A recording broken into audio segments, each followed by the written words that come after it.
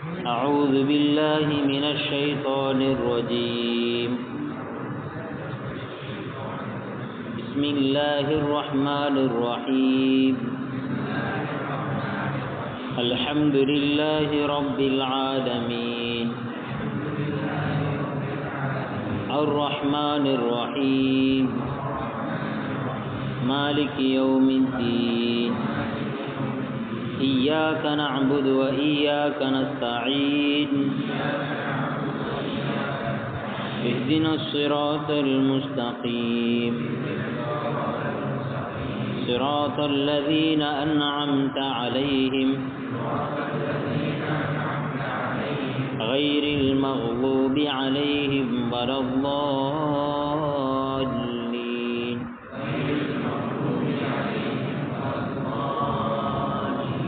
آمين. رب اشرح لي صدري ويسر لي أمري واحلل عقدة من لساني يفقه قولي. ربي زدني علما. ربي زدني علما. ربي زدني علما وارزقني فهما. ربي يسر ولا تعسر. رب تمم بالخير. يا فتاح يا فتاح يا فتاح وبك نستعين. அல்ஹம்துலில்லாஹ். போன வாரம் என்ன பார்த்தோம்? ஹம்ஸா ரலியல்லாஹு தஆலா அன்ஹு. அதை தாண்டி ஏதோ என்ன விஷயம் பேசணும்?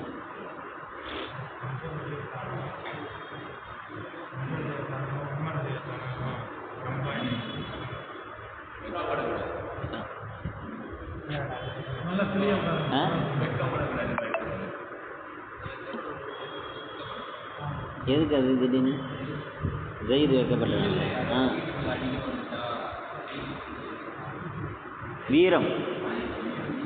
வீரமாக இருக்கணும் அப்படின்றத குறித்து பேசணும். இஸ்லாத்தில் வந்து முஃமினாக இருக்கக்கூடியவன் வீரமுள்ளவனாக இருக்கணும் அப்படின்றத குறித்து பேசணும். அதில் ஹம்ஸா ரலியல்லாஹு தஆலா அன்ஹு பற்றி பேசும்பொழுது அந்த விஷயம் வந்துச்சு.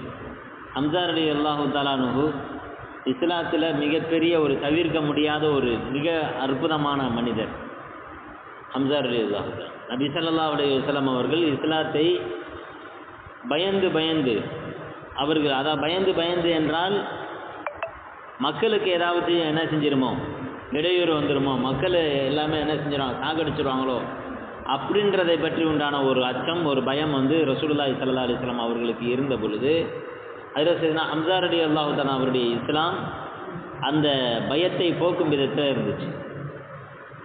யார் வந்தாலும் ஒன்றும் பிரச்சனை இல்லை, ஷரியத்தை வந்து நம்ம வந்து தைரியமாக கொண்டுட்டு போகலாம் அப்படின்றது. இன்னும் சொல்லப்போனால் ஹம்ஸா ரலியல்லாஹு தஆலா அன்ஹு அவர்களோடு ஹஜ்ரத் சையதுனா உமர் ரலியல்லாஹு தஆலா அவங்களுடைய வரலாறு பற்றி நம்ம வந்து படிக்கும்போது தெரியலாம். ஹஜ்ரத் சையதுனா உமர் ரலியல்லாஹு தஆலாவுடைய அற்புதமான ஆற்றல், இந்த உலகத்தினுடைய வரலாற்றை திரும்பி பார்க்க வைத்த மிகப்பெரிய ஒரு இஸ்லாமிய போராளி உமர் ரலியல்லாஹு தஆலா. சரிங்களா? இஸ்லாம் அசூர வேகம் எடுத்தது அப்படின்னு சொன்னால் அது ஹஜ்ரத் சையதுனா உமர் ரலியல்லாஹு தஆலா. உலகத்தில் எவ்வளவோ குழப்பங்கள் ஏற்படும் ரசூலுல்லாஹி ஸல்லல்லாஹு அலைஹி வஸல்லம் சொன்னாங்க. ஆனால் இந்த குழப்பங்களுக்கெல்லாம் ஏற்படாமல் அந்த குழப்பங்களை விட்டு தடுத்து நிறுத்தக்கூடிய ஒரு அரணாக யார் இருக்கிறா? ஹஜ்ரத் சையதுனா உமர் ரலியல்லாஹு தஆலா அவர்கள் இருக்கிறார். உமர் ரலியல்லாஹு தஆலா அவர்கள் எப்பொழுது மரணித்து போவார்களோ அப்பொழுதிலிருந்து இந்த சமுதாயத்திற்கு குழப்பம் ஏற்படும் என்பதாக ரசூலுல்லாஹி ஸல்லல்லாஹு அலைஹி வஸல்லம் உமர் ரலியல்லாஹு தஆலா அவர்களை குறித்து பேசியிருப்பாங்க. அப்படிப்பட்ட ஹஜ்ரத் சையதுனா உமர் ரலியல்லாஹு தஆலா ஹம்ஸா ரலியல்லாஹு தஆலா அவர்களுக்கு முன்னாடி எப்படி உமர் ரலியல்லாஹு தஆலாவுடைய வரலாறு என்பது ரசூலுல்லாஹி ஸல்லல்லாஹு அலைஹி வஸல்லம் உடைய வரலாறுக்கு அடுத்ததாக அபூபக்கர் சித்திக் ரலியல்லாஹு தஆலா அவர்களுடைய வரலாறுக்கு அடுத்ததாக இஸ்லாமிய வரலாற்றில் மிக முக்கியமான ஒரு கலீஃபாவாக இருந்தவங்க ஹஜ்ரத் சையதுனா உமர் ரலியல்லாஹு தஆலா. அவங்களுடைய வரலாறு கண்டிப்பாக நம்ம ஒவ்வொருவரும் தெரிஞ்சுக்கணும். ஆனால் ஹம்ஸா ரலியல்லாஹு தஆலா இருக்கிறாங்கல்ல, கொஞ்சம் அப்புறமேட்டு சிரிச்சுக்கலாம். கொஞ்சம் முக்கியமான மேட்ரு போயிட்டு இது சிரிச்சோன்னா எனக்கு என்ன டவுட், எனக்கு சந்தேகம் வந்துருக்கு நாம் என்ன பேசுகிறோன்னு. ஹஜ்ரத் சையதுனா ஹம்ஸா ரலியல்லாஹு தஆலா அன்ஹு எப்பேற்பட்ட, அதாவது பத்ர் யுத்தம் உஹது யுத்தத்திலேயே அவர்கள் வஃபாத் ஆகிடுறாங்க. இங்கே வந்து உட்காந்து ஹஜ்ரத் சையதுனா இப்படிப்பட்ட ஹம்ஸா ரலியல்லாஹு தஆலா அன்ஹு ஒரு இஸ்லாத்தினுடைய ஆரம்ப காலகட்டத்திலே வஃபாத் ஆகிட்டாங்க. ரசூலுல்லாஹி ஸல்லல்லாஹு அலைஹி வஸல்லம் அவர்கள் ஹிஜ்ரத் செய்து 2வது வருடம் எது நடக்குது, பத்ர் நடக்குது. அதுக்கு அடுத்த வருடம் உஹது நடக்குது. உஹதுல ஹம்ஸா ரலியல்லாஹு தஆலா அவங்க இறந்துடுறாங்க. இதுக்கப்புறம் நிறைய சஹாபிகள் வாழ்ந்தாங்க. இந்த சஹாபாக்கள்லேயே அபூபக்கர் சித்திக் ரலியல்லாஹு தஆலா அன்ஹு மேன்மையான முக்கியமானவர்களாக இருக்கிறாங்க. அதற்கு அடுத்ததாக யார் இருக்கா, ஹஜ்ரத் சையதுனா உமர் ரலியல்லாஹு தஆலா அன்ஹு இருக்கிறாங்க. ஆனால் இந்த உமர் ரலியல்லாஹு தஆலா அன்ஹு இவர்கள் ஹம்ஸா ரலியல்லாஹு தஆலா அவர்களுக்கு முன்பதாக எந்த இடம் அப்படின்னு சொன்னால் 3 உமர்கள் சேர்ந்தால் ஹம்ஸா ரலியல்லாஹு தஆலா அவர்களுடைய இடத்தை என்ன செய்ய முடியும், நிவர்த்தியாக்க முடியும். அப்பேற்பட்ட ஒரு இடம் ஹஜ்ரத் சையதுனா ஹம்ஸா ரலியல்லாஹு தஆலா அவர்களுக்கு இருந்தது. எனவே தான் ரசூலுல்லாஹி ஸல்லல்லாஹு அலைஹி வஸல்லம் அவர்கள் ஷய்யிது ஷுஹதா, இந்த உலகத்தில் கியாமத்து நாள் வரையிலும் யார் வேண்டாலும் அல்லாஹ்விற்காக உயிர் கொடுக்கலாம், யார் வேண்டாலும் அல்லாஹ்விற்காக தியாகம் செய்யலாம். எத்தனை தியாகிகள் வந்தாலும் எல்லா தியாகிகளினுடைய தலைவராக யார் இருப்பார்கள், ஹஜ்ரத் சையதுனா ஹம்ஸா ரலியல்லாஹு தஆலா அன்ஹு இருப்பார்கள் அப்படின்னு சொல்லி.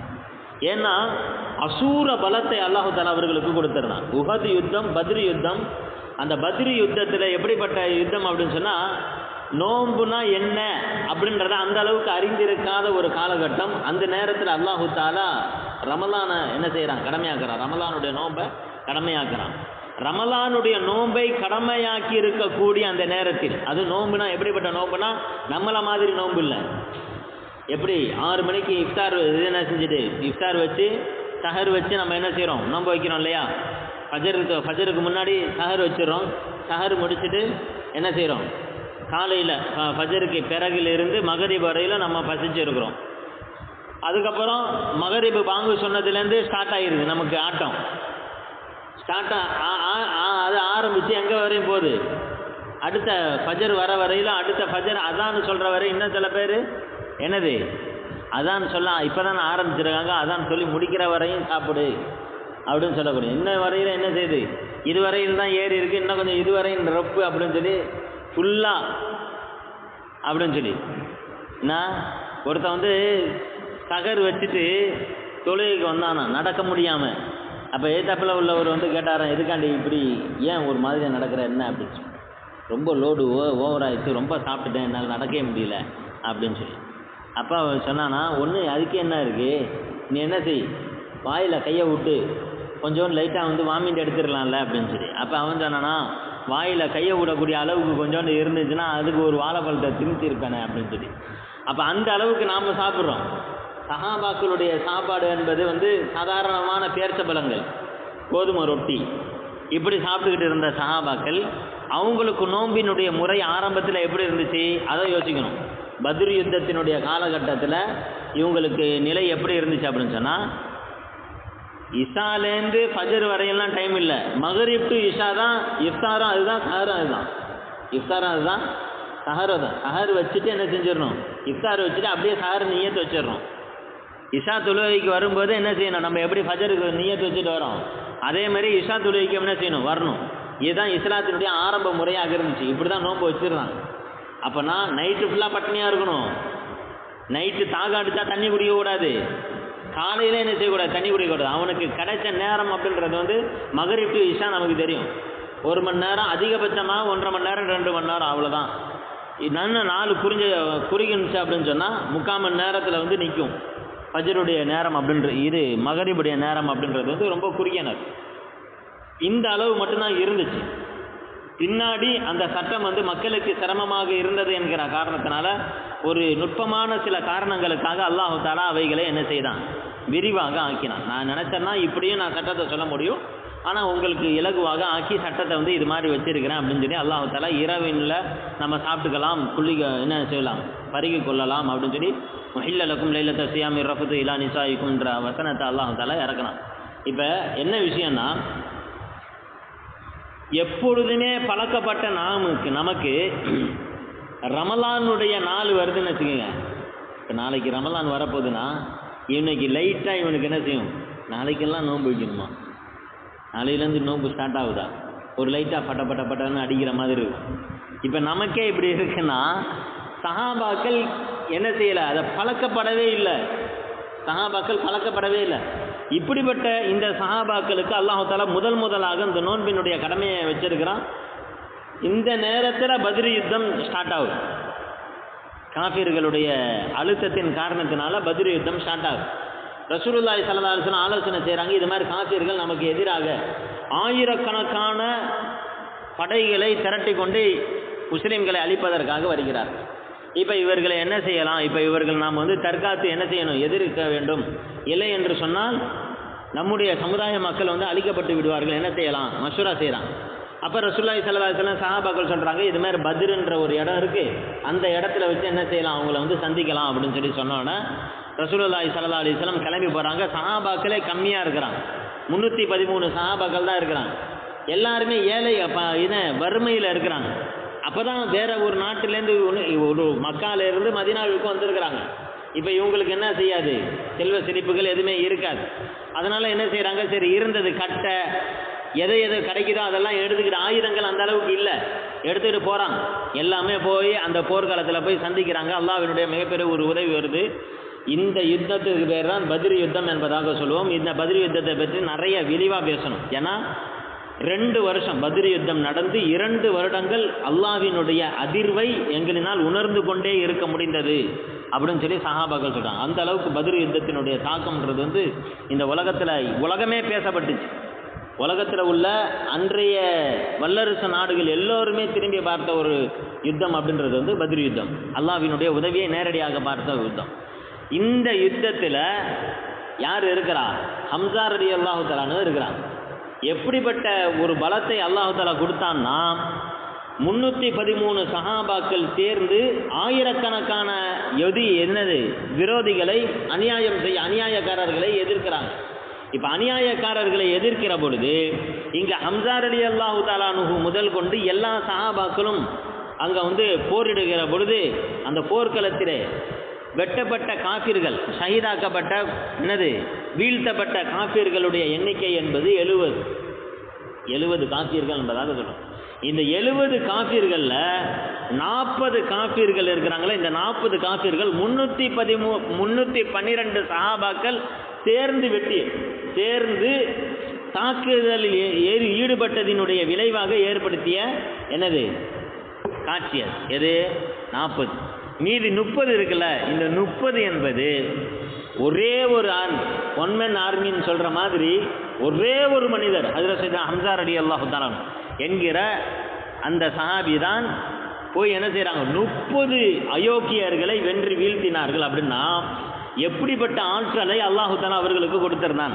இவங்க யார், ஹஜ்ரத் சையதுனா அலி ரலியல்லாஹு தஆலா அவர்களுடைய அண்ணன். ஹஜ்ரத் சையதுனா அலி ரலியல்லாஹு தஆலா யார்,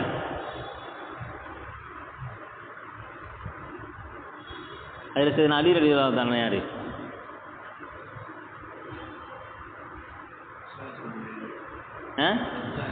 ரசூலுல்லாஹி ஸல்லல்லாஹு அலைஹி வஸல்லம் ஹஜ்ரத் சையதுனா அலி ரலியல்லாஹு தஆலா இஸ்லாமிய வரலாற்றில் மிக பெரிய ஒரு போராளி, மிகப்பெரிய ஒரு வீரர். சரிங்களா, ஹைபர் யுத்தத்தில் ஹஜ்ரத் சையதுனா அலி ரலியல்லாஹு தஆலா அவருடைய வரலாறு தெரியும். இப்படிப்பட்ட ஹஜ்ரத் சையதுனா அலி ரலியல்லாஹு தஆலா அவர்களுக்கு ஒரு விதத்தில் என்ன செய்யும், ஹம்ஸா ரலியல்லாஹு தஆலா அண்ணன் முறை வரும். இப்படிப்பட்ட ஹம்ஸா ரலியல்லாஹு தஆலா 30 பேரை கொலை செய்தார்கள், வீழ்த்தினார்கள். அப்படின்னா அது சாதாரணமான ஒரு பார்வையாக இருக்குமா, என்ன செய்யாது, சாதாரணமான பார்வையாக இருக்க. அல்லாஹ்வினுடைய ஏற்பாடு ஒட்டுமொத்த மக்காவினுடைய காஃபிர்கள் சரியான அவங்களுக்கு மிகப்பெரிய ஒரு நோஸ்கொட் ஆகிருச்சு. ரசூலுல்லாஹி முஹம்மதை அழிச்சிருவோம், இன்னையோட முடிஞ்சிருச்சு முகமதுடைய கதை, முகமதுடைய டீம் முடிஞ்சிருச்சு அப்படின்னு சொல்லி வந்தாங்க. ஆனால் அதற்கு ஆப்போசிட்டான நிலை ஏற்பட்டுருச்சு.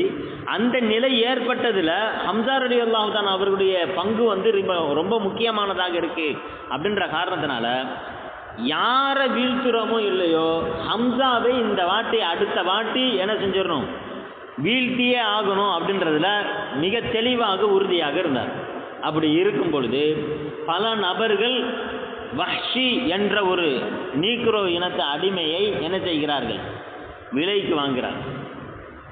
சரிங்களா? முத்தஈம் என்று சொல்லக்கூடிய ஒருவர் வஹ்ஷி என்ற ஒரு நபரை தேர்வு செய்கிறார். யார் அந்த வஹ்ஷி என்று சொன்னால், அவர் ஈட்டி எரியக்கூடிய இதில், அம்பு எறியக்கூடிய இதில் மிகப்பெரிய ஒரு ஆற்றல் கொண்டவராக இருந்தார். சுழன்று கொண்டு இருக்க ஒரு புள்ளி, ஒரு பாலில் ஒரு புள்ளியை வச்சுட்டு அந்த பாலை சுற்றி விட்டுட்டு அந்த பாலில் இருக்கக்கூடிய அந்த புள்ளியில் கரெக்டாக அடிக்கணும் அப்படின்னு சொன்னால் குறி தவறாமல் என்ன செய்யக்கூடியவர்கள்? அடிக்கக்கூடியவர்கள். இவங்க தான் வஹ்ஷி. எனவே இந்த வஹ்ஷியை விலைக்கு வாங்குறாங்க. விலைக்கு வாங்கிட்டு அந்த வஹ்ஷி இடத்துல சொல்கிறாங்க, நீ வரக்கூடிய போரில் ஹம்சாவை வீழ்த்தி விட்டாய் என்று சொன்னார். ஹம்சாவை வீழ்த்தி விட்டாய் என்றால் உனக்கு நான் உரிமையிட்டு விடுகிறேன் அப்படின்றாங்க. உரிமையிடுதல் அப்படின்றது அடிமைகளுக்கு அதை விட சொர்க்கம் வேறு எதுவுமே இல்லை. ஒருத்தன் உன்னை அடிமையாக வச்சு இருக்கிறது, நான் உன்னை உரிமை விட்டுருவேன், நீ இது செஞ்சிட்டாக்க நான் உன்னை உரிமை விட்டுருவேன் அப்படின்னு சொன்னால் உயிரே போனாலும் என்ன செஞ்சிருவான்? அந்த காரியத்தை செஞ்சிருவான். ஏன்னா உயிரோட அடிமையாக இருக்கிறத விட ஒரு கால் நம்ம என்ன செஞ்சிட்டோம், அந்த காரியத்தை செஞ்சிட்டோம்னா நம்ம என்ன செஞ்சிடலாமே, சுதந்திரமாக மாறிவிடலாமே அப்படின்ற ஒரு தேட்டம் ஒவ்வொரு அடிமைகளுக்கும் இருக்கும். அந்த இதை வச்சு மைண்டில் வச்சு அந்த முத்தஈம் என்று சொல்லக்கூடியவர் என்ன செய்கிறாருன்னா, ஹம்சார் வஹ்ஷியை வாங்குறார். வாங்கினதுக்கு பின்னாடி இவர் தயாராகிட்டு இருக்கார், அதற்கான பயிற்சியில் ஈடுபட்டு இருக்கிறார். இப்போ இந்த நேரத்தில் ஹிந்தா என்கின்ற யார் ஒரு பெண்மணி வருகிறார். யார் இவங்க அப்படின்னு சொன்னால், அங்கே பத்ர் யுத்தத்தில் கொலை செய்யப்பட்டார்களவா 30 பேர். அந்த 30 பேரில் மிக முக்கியமாக கொலை செய்யப்பட்ட மக்கத்து காஃபிர்களுடைய தலைவர்கள், அந்த தலைவருடைய மகள், இன்னும் அந்த தலைவருடைய மருமகள், இன்னும் சொல்ல போனால் அந்த தலைவருடைய பெரியப்பா, எல்லாருமே அந்த பெண்மணிக்கு சொந்தம். யாருக்கு? ஹிந்தா என்கின்ற அந்த பெண்மணிக்கு சொந்தம். தன்னுடைய குடும்பத்திலே உள்ள மூத்த கலகத்தை அத்தனை இதையும் கதையை முடித்தவர் ஹம்சா என்கிற காரணத்தினால அந்த ஹிந்தா என்கின்ற பெண்மணிக்கு இயற்கையில் சரியான கோபம். அந்த கோபத்தின் வெளிப்பாடாக அந்த வஹ்ஷியை சந்திக்கிறார். வஹ்ஷியை சந்திச்சுட்டு சொல்கிறாங்க, ஒரு கால் நீ வஹ்ஷியை நீ ஹம்சாவை வரக்கூடிய போரில் உஹது யுத்தத்தில் நீ வெற்றி கொண்டு விட்டாய் என்றால், நீ உனக்கு என்ன செய்து, என்னுடைய சொத்துக்கள் அனைத்தையும் உனக்கு ஒரு பகுதியாக என்ன செய்து விடுகிறேன், அள்ளி தந்து விடுகிறேன் அப்படின்னு சொல்கிறான். என்னிடத்துல எவ்வளவு தங்கம் இருக்குதோ அத்தனை தங்கத்தையும் உனக்கு தாரை வார்த்து விடுகிறேன் அப்படின்னு சொல்லி அந்த ஹிந்தா என்கின்ற பெண்மணி சொல்கிறான். இப்போ இந்த வஹ்ஷி பார்க்கிறார். வஹ்ஷி பிற்காலத்தில் இஸ்லாத்தை ஏற்றுக்கொண்டாலும் அந்த சுச்சுவேஷனில் பார்க்குறாங்க, நம்ம இஸ்லாம் அந்த நபரை அழிக்கிறது, நம்ம செய்கிறது தப்பா ரைட்டா, அவங்கெல்லாம் என்ன சொல்கிறாங்க அப்படின்றதெல்லாம் என்ன செய்யலை, கவனிக்கலை. என்ன ஒரே ஒரு மேட்ரு, என்ன மேட்ரு, ஹம்சா என்கின்ற நபரை நாம் தீர்த்தி விட்டோம் என்றால் நம்ம உரிமையாகிடுவோம்னு சொல்லி சந்தோஷமாக இருந்தால், உரிமையாகுனதுக்கு பின்னாடி செல்வ செழிப்போடு இருக்கலாம், மகிழ்ச்சியோடு இருக்கலாம் அப்படின்ற ஒரு ஆஃபர் வரும்போது இவர் அதில் ரொம்ப தீவிரமாகி அது மாதிரி உஹது யுத்தம் நடைபெறுது. உஹது யுத்தத்தை பற்றியும் நாம் பின்னாடி தெரிஞ்சுக்குவோம் இன்ஷா அல்லாஹ். இந்த உஹது யுத்தத்தில் எல்லா சஹாபாக்களும் மும்முரவாக செயல்பட்டு கொண்டு இருக்கிறார். ஹஜ்ரத் சையதுனா ஹம்ஸா ரலியல்லாஹு தஆலா உஹது யுத்தத்தில் கலந்து கொள்கிறார்கள். அந்த ஹம்ஸா ரலியல்லாஹு தஆலா அவர்கள் உஹது யுத்தத்திலே கிளம்பி செல்கிற பொழுது ஏதோ என்னவோ தெரியவில்லை, ரசூலுல்லாஹி ஸல்லல்லாஹு அலைஹி வஸல்லம் அவர்கள் ஹம்ஸா ரலியல்லாஹு தஆலா அவர்களை ரொம்ப பிரிய மனம் இல்லாமல் என்ன செய்கிறார்கள், அந்த ஹம்ஸா ரலியல்லாஹு தஆலா அவர்களை அந்த போர்க்களத்திற்கு அழைத்து வருகிறார். இப்போ போர் நடந்து கொண்டிருக்கிறது. ஹம்ஸா ரலியல்லாஹு தஆலா அவர்களை முகத்தை பார்ப்பதற்கு கூட யாருக்கு திராணி இல்லை, வஹ்ஷிக்கு. இவர்தான் ஹம்ஸா என்பதாக காண்பிக்கப்படுகிறது. வஹ்ஷி ஒரு ஓரத்தில் இருந்து ஹம்ஸா ரலியல்லாஹு தஆலா அவர்களை பார்க்கிறார். ஹம்ஸா ரலியல்லாஹு தஆலா அவர்கள் வஹ்ஷியை பார்க்கவே இல்லை. ஆனால் வல்லாஹி அல்லாஹ்வின் மீது சத்தியமிட்டு சொல்கிறேன், மஸ்ததஅது நான் என்ன செய்யவில்லை, சக்தி பெறவில்லை, அங்குர இலா வஜி ஹம்சா, ஹம்சாவினுடைய முகத்தை பார்ப்பதற்கு கூட எனக்கு ஆற்றல் இல்லை. என்னவோ தெரியல, இவர்களையா நான் வெல்ல போகிறேன் அப்படின்ற அந்த தோற்றம் எனக்கு அவ்வளவு பெரிய நடுக்கத்தை கொடுத்தது. ஆனால் எனக்கு என்ன ஒரே ஒரு விஷயம், எனக்கு என்ன ஒரே ஒரு வெறி இருந்ததுன்னா, நான் எப்படியாவது என்ன செய்து விட வேண்டும், உரிமையாக ஆகிவிட வேண்டும், எனக்கு வாழ்வாதாரம் நல்ல முறையில் கிடைத்தாகிவிட வேண்டும். இவர் ஒரு கால் இவர்கிட்ட சிக்கி நம்முடைய உயிர் சின்ன பின்னமாக போனாலும் சரி, நாம் எப்படியாச்சும் தப்பிச்சிடணும், நாம் இந்த காரியத்தை செய்தே ஆகணும் அப்படின்றதுக்காக நான் என்ன செய்தேன், ஹம்சா ரலியல்லாஹு தஆலா அவர்களை வென்று விடுவதற்கு, கொன்று விடுவதற்கு நான் ஒத்துக்கொண்டேன். இருப்பினும் இவ்வளவு விஷயத்தை சொன்னதுக்கு பின்னாடியும் ஹம்சா ரலியல்லாஹு தஆலா அவர்களை எதிர்த்து முன்னால் நின்று அவருடைய நெஞ்சிலே என்னுடைய ஈட்டியை பாய்ச்சுவதற்கு, அவர்களுக்கு முன்பதாக நான் குறி வைப்பதற்கு கூட எனக்கு என்ன செய்யலை, தைரியம் வரவில்லை. சண்டை போட்டுட்டு இருக்கிறாங்க, வேற யார்கிட்டயே தான் சண்டை போட்டுட்டு இருக்கிறாங்க. இப்படி எழுத்தாப்புல நின்றுகிட்டு அவர்களை குறி பார்ப்பதற்கு கூட எனக்கு என்ன செய்யுது, கை நடுக்கம் ஏற்பட்டது. எனவே 2 பாறை, மலையினுடைய பாறைகளுக்கு நடுவிலே சென்று நான் ஒளிந்து கொண்டேன். என்ன செய்யறாங்க, 2 பாறைகளுக்கு நடுவில் போய் ஒளிஞ்சுகிறார். ஹம்சா ரலியல்லாஹு தஆலா அவர்கள் 2 கைகளில் என்ன செய்கிறார்கள், வாளை சுழற்றுகிறார். 2 கைகளில் எல்லா காஃபிர்களும் ஹம்சாவை பார்த்து பயந்து ஓடக்கூடிய அளவிற்கு ஹம்சா ரலியல்லாஹு தஆலா அவருடைய ஆட்டம் என்பது அங்கே வெறி ஆட்டமாக நடந்துகிட்டு இருக்கு. இந்த நேரத்தில் இவர் பார்த்துட்டு தன்னுடைய குறிப்பார்க்கும் அந்த விஷம் அந்த தொய்ந்த அம்பை எடுத்து எரிகிறார். எங்கு குறிப்பார்த்து எரிகிறார் என்றால், ஹம்சா ரலியல்லாஹு தஆலா அவர்களுக்கு தொப்புளுக்கும் மர்ம இடத்திற்கும் இடைப்பட்ட பகுதியிலே அந்த அம்பு அப்படி குத்தி அந்த அம்பு வெளியே விழுகிறது. அந்த இடம் மர்ம உறுப்பிற்கு மேலே அடிவயிறு அந்த பகுதியை கிழித்து கொண்டு அந்த வஹ்ஷியினுடைய அந்த இது அம்பு பீத்து கொண்டு விழுகிறது. ஹம்சா ரலியல்லாஹு தஆலா அவர்கள் 2 பேரையுமே 2 கைகளால் சுழற்றி கொண்டிருந்த அந்த ஹம்சா ரலியல்லாஹு தஆலா அவர்கள் அங்கு அந்த உஹது மைதானமே ஒரு கணம் அமைதியை நிலவுகிறது. அமைதி நிலவு கொஞ்ச நேரத்தில். ஏன்னா மிகப்பெரிய ஒரு அசூர பலம் கொண்ட ஒரு நபர் இங்கே என்ன செய்கிறாரு, ஒரு பெரிய ஆலமரம் இங்கே சாயுது. ஹம்சா ரலியல்லாஹு தஆலா அவங்க சாய்ந்த மறுகணத்தில் என்ன நடக்குதுன்னா, ஒட்டுமொத்த காஃபிர்களுக்கும் ஹம்சா ரலியல்லாஹு தஆலா அவர்களுடைய உடல் தான் இலக்காக இருந்துச்சு. அப்படின்ற காரணத்தினால ஹம்சா ரலியல்லாஹு தஆலா அவர்கள் இறந்து விட்டார்கள் என்பதை தெரிந்ததற்கு பிறகும் அந்த காஃபிர்களுக்கு அதை விட்டு செல்வதற்கு மனமில்லை. எனவே எந்த விதத்திலெல்லாம் அந்த உடலை சிதைக்க வேண்டுமோ, எந்த விதத்திலெல்லாம் அந்த உடலை சின்ன பின்னமாக கேவலப்படுத்த முடியுமோ அந்த அளவிற்கு சின்ன பின்னமாக்கப்படுகிறது. அந்த நேரத்திலே ஒரு ரிவாயத்தின்படி வருகிறது, ஹிந்தா என்கின்ற பெண்மணி சொன்னாங்கல்ல, அவர்கள் அந்த ஹம்சா ரலியல்லாஹு தஆலா அவர்களுடைய இதயத்தை என்ன செய்தார்கள், இதயத்தை எடுத்து கடித்து துப்பினார் என்பதாக என்ன செய்து வருகிறது. அந்த அளவிற்கு அந்த ஹம்சா ரலியல்லாஹு தஆலா அவர்கள் உடல் பிளந்து, நெஞ்சு பிளந்து, எல்லாமே வலித்தெடுக்கக்கூடிய அளவிற்கு அவருடைய உடல் துண்டு துண்டாக ஆக்கப்பட்டது, சிதைக்கப்பட்டது. எந்த அளவுக்குன்னா, ரசூலுல்லாஹி ஸல்லல்லாஹு அலைஹி வஸல்லம் அவர்கள் ஹம்சா ரலியல்லாஹு தஆலா அவர்கள் மீது அதிகமான பாசம் கொண்டவர்கள். ரசூலுல்லாஹி ஸல்லல்லாஹு அலைஹி வஸல்லம் அவர்கள் சொன்னார்கள், ஹம்சா ரலியல்லாஹு தஆலா அவர்களை கொலை செய்ததற்காக ஒட்டுமொத்த காஃபிர்களையும் நான் பழி தீர்ப்பேன் அப்படின்னு சொல்லி ரசூலுல்லாஹி ஸல்லல்லாஹு அலைஹி வஸல்லம் என்ன செஞ்சாங்க, சபதம் எடுத்தார். அல்லாஹ் தஆலா அப்படி செய்யக்கூடாது.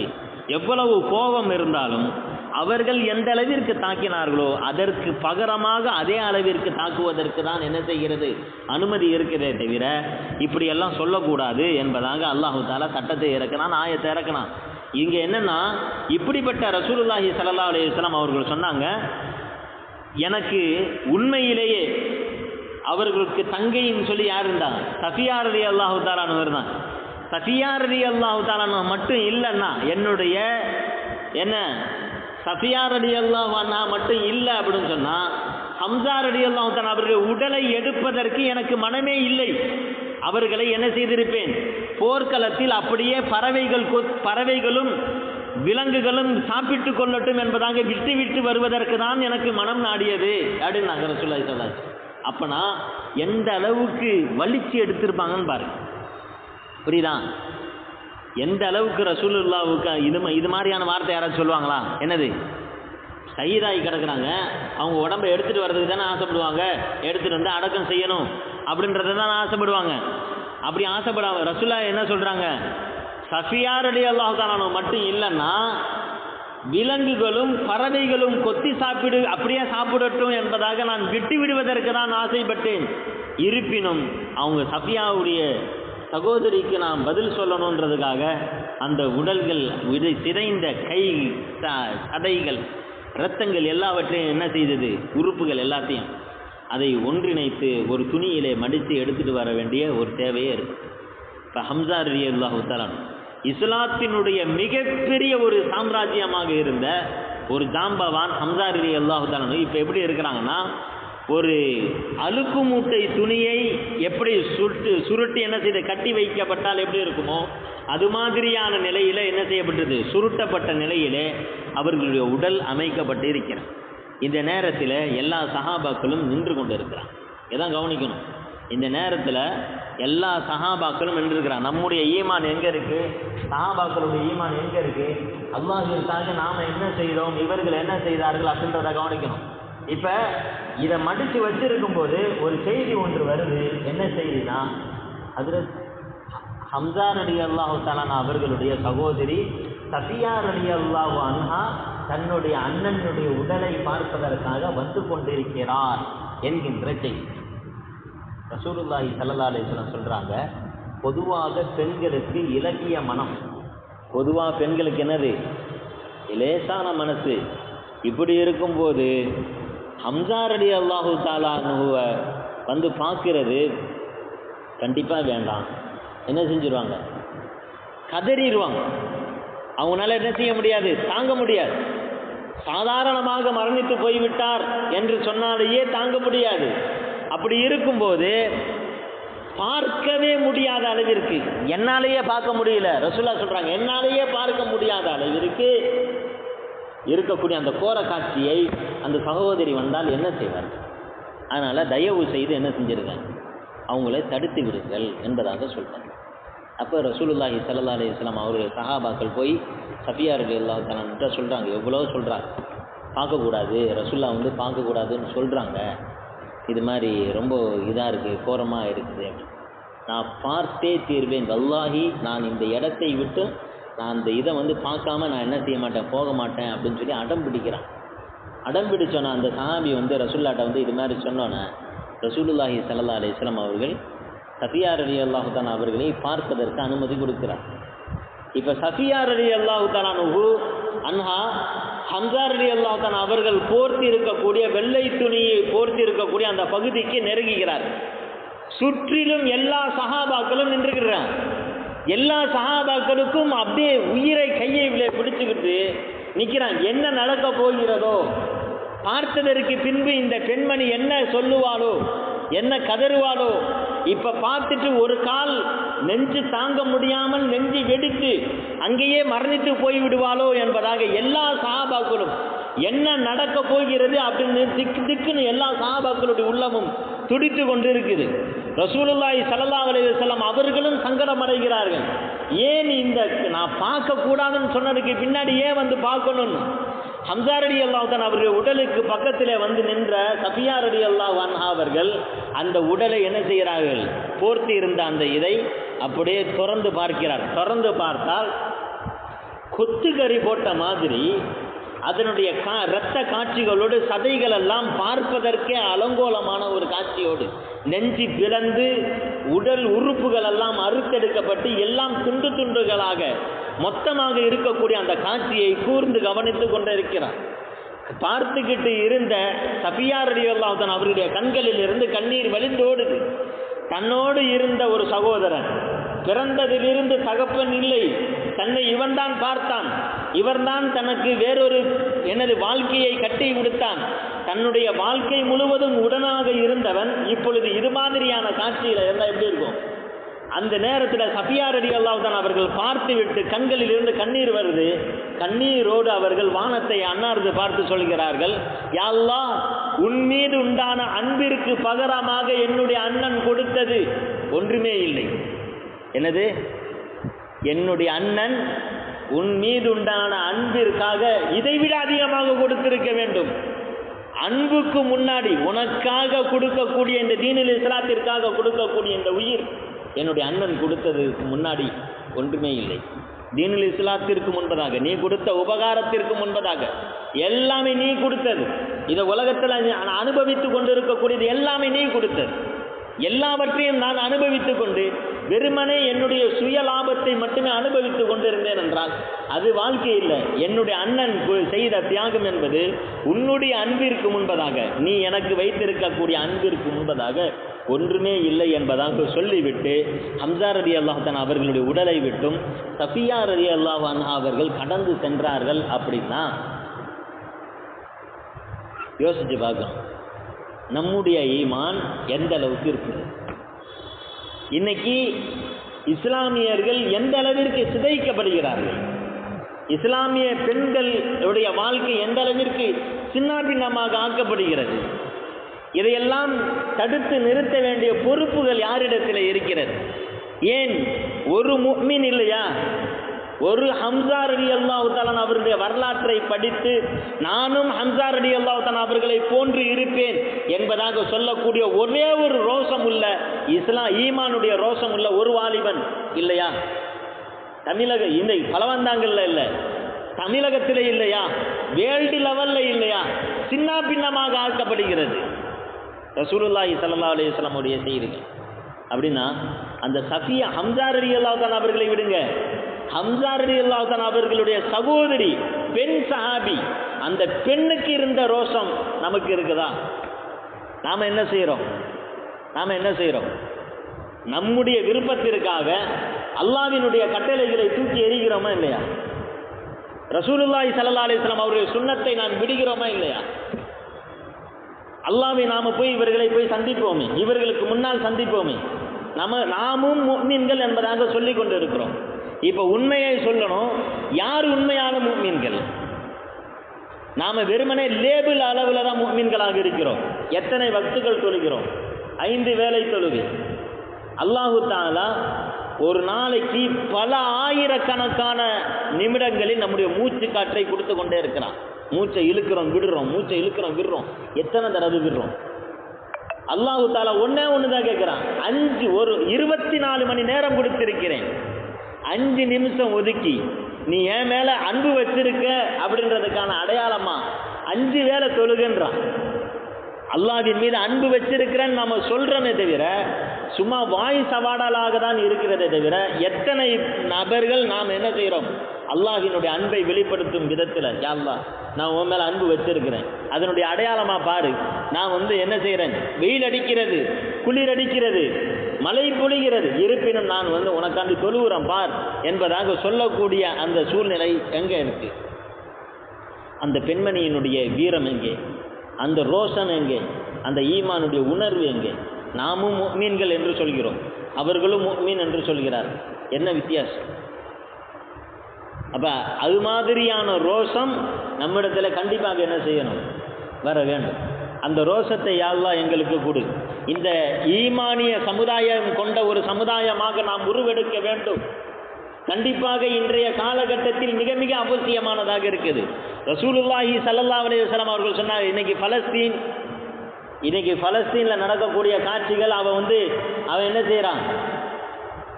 மக்கள் எல்லாம் பாருங்களேன், அடின்னு அடிச்சுட்டு போரினுடைய இது நான் விட்டுறேன் அப்படின்னு சொல்லி விட்டோன்னா அந்த மக்கள் எல்லாம் சந்தோஷத்தில் ஆனந்தத்தில் கொண்டாடுறாங்க, மக்களும் சந்தோஷம் அடைகிறாங்க. நாம் சொல்லக்கூடிய விஷயம் என்னன்னா, அவன் போர் நிறுத்தம் என்று சொன்னால் நாம் சந்தோஷம் அடையக்கூடாது. அவனுக்கு ஓய்வு தேவைப்படுகிறது என்பதற்காக போர் நிறுத்தம் என்று சொல்லியிருக்கிறான். அதை பார்த்துவிட்டு நாம் சந்தோஷம் அடையக்கூடாது. எப்பொழுது நம்முடைய பலஸ்தீன மக்களினுடைய லட்சியத்தை முழுமையான முறையில் அவர்கள் அடைகிறார்களோ அப்பொழுதுதான் சந்தோஷத்தை நாம் என்ன செய்ய வேண்டும், முழுமையான முறையிலே கொண்டாட வேண்டும்.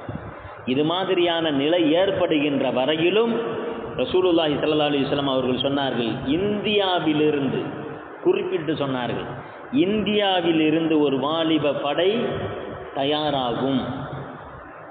இந்த ஒரு கூட்டம் பலஸ்தீனை வெற்றி கொள்ளும், இன்னொரு கூட்டம் இந்தியாவை வெற்றி கொள்ளும், இந்தியா முழுவதையும் வெற்றி கொள்ளும். அவ்வாறு வெற்றி கொள்ளுகின்ற பொழுது அந்த இரண்டு கூட்டம் சாதாரணமான கூட்டம் அல்ல, இறைநேச கூட்டம். அல்லாஹ்வினுடைய ஈமானிய பண்புகளை உள்ளே தன்னுடைய உள்ளத்திலே பதிய வைத்த கூட்டம். அந்த கூட்டத்தினர்களாக நாம் உருவெடுக்க வேண்டும். அப்படிப்பட்ட அந்த கூட்டம் நரகத்தை விட்டும் பாதுகாப்பு பெற்ற கூட்டம் என்பதாக ரசூலுல்லாஹி ஸல்லல்லாஹு அலைஹி வஸல்லம் சொன்னார். புரியுதா? அப்போ இன்னைக்குள்ள காலகட்டத்தில் இஸ்லாமிய வாலிபர்கள் குறிவைக்கப்படுகிறார், அவருடைய சிந்தனைகள் திருப்பப்படுகிறது. உன்னுடைய ஈமான், உன்னுடைய ரோஷம் இதுவெல்லாம் விலை போகப்படுகிறது. உலகத்தினுடைய மோகம் திணிக்கப்படுகிறது. இப்படி ட்ரெஸ் பண்ணு, இப்படி இது பண்ணு, உலகத்தினுடைய ஆடம்பரத்தை வெளிப்படுத்து, ஸ்டைல் என்பதாக உலகத்தில் நாம் எதையெல்லாம் பார்க்கிறோமோ அதையெல்லாம் ஸ்டைல் என்பதாக நடத்தி கொண்டு உலகத்தில் எதையெல்லாம் பார்க்கிறோம் அதையெல்லாம் அனுபவி. பெண்ணினுடைய மோகம், உலகத்தினுடைய மோகம், உலகத்தினுடைய ஆசை, இப்படிப்பட்டவர்கள் நிச்சயமாக கோழைகளாக தான் இருப்பார்கள். உலகத்தினுடைய மோகம் எந்த அளவுக்கு நம்முடைய உள்ளத்தில் இருக்குதோ அந்த அளவுக்கு அவனுக்கு என்னது, உயிர் மீது பயம் இருக்கு. நல்லா கவனிச்சு, எவனுக்கு உலகத்தினுடைய மோகம் அதிகமாக இருக்குதோ அவனுக்கு என்ன செய்யாது, உயிர் மீது பயம் இருக்கும். அவன் வீரனாக இருக்க மாட்டான். வாய் பேசுவான், வாய் பேசும் வீரன் வாள் வீச மாட்டான். நல்லா பேசுவான், பாதா வந்து பாடுறான், என்னென்ன கிழிச்சிடுறேன், என்னுடைய ஏரியாவுக்கு வந்து பாரு அப்படின்னு என்னென்னா சொல்லுவான். அங்கே போய் பார்த்தாக்க இதுதான் எண்டுன்றுவான், என்னை விட்டுருங்க நான் வந்து தெரியாமல் சொல்லிட்டேன்ருவான். இல்லையா? அப்படி இல்லை. அல்லாஹு தாலா கொடுத்துருக்கக்கூடிய இந்த ஈமானிய ரோஷம் எப்பொழுது வரும் அப்படின்னு சொன்னால், நாம் அல்லாஹினுடைய அந்த தொழுகை, அவனுடைய பண்புகள், மரணத்தை பற்றி உண்டான சிந்தனை, சஹாபாக்களுக்கு மரணத்தை பற்றி உண்டான சிந்தனை, மறுமையை பற்றி உண்டான கவலை, நம்முடைய சமுதாயத்தை பற்றி உண்டான கவலை, இப்படி இருந்தாலே ஒழிய நம்முடைய உள்ளத்தில் என்ன செய்ய முடியாது, பரிபூர்ணமான ஈமானை என்ன செய்து வர முடியாது, கொண்டு வர முடியாது. செய்யுமா இன்ஷா அல்லாஹ். அல்லாஹ் தஆலா அப்பேற்பட்ட ஒரு நல்ல கூட்டமாக நம்முடைய கூட்டத்தை ஆக்குவானாக. ஒவ்வொரு ஞாயிற்றுக்கிழமையும் வந்து தஃப்சீர் வைக்கும். தஃப்சீர்லேயும் நம்முடைய படையினர்கள் எல்லாருமே, நம்ம டீம் எல்லாமே வந்தீங்கன்னா நல்லாயிருக்கும் இன்ஷா அல்லாஹ். இதே மாதிரியான காட்சி எப்பொழுதுமே இருக்கணும்.